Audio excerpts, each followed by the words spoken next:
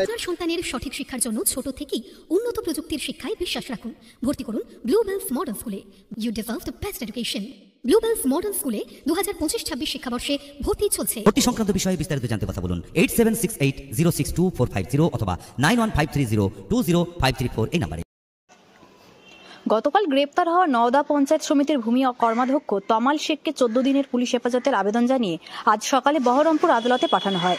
Police সূত্রের খবর, সর্বঙ্গপুরে গুলি চালানোর ঘটনায় ভূমি কর্মাধ্যক্ষ তমাল শেখের নাম জড়িত রয়েছে, তাই তার বিরুদ্ধে আর্মসের একাধিক ধারায় অভিযোগ দায়ের করা হয়েছে। বলবেন আপনাকে কি ফাঁসানো হলো?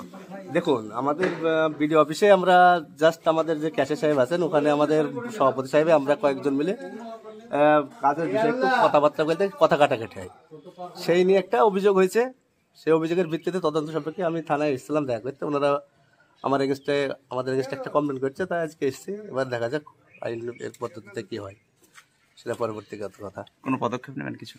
না, যেভাবে আইন পদ্ধতি নেবে আইনভাবে সেভাবেই চলবে। যে এটা আমাদের বিরুদ্ধে যে অভিযোগ করেছে সে অভিযোগটা সত্যতা যাচাই হবে। ওখানে আমাদের সিসিটিভি ফুটেজ আছে, দেখে নিতে পারেন যদি কোনো কিছু হয়ে থাকে ওখানে। জাস্ট কথা বদন, আর কিছুই নাই। আপনার নাম? আমার নাম তমাল শেখ। আপনি কি দায়িত্বে রয়েছেন? আমি বনভূমি কর্মদক্ষ নওদা পঞ্চায়েত সমিতির।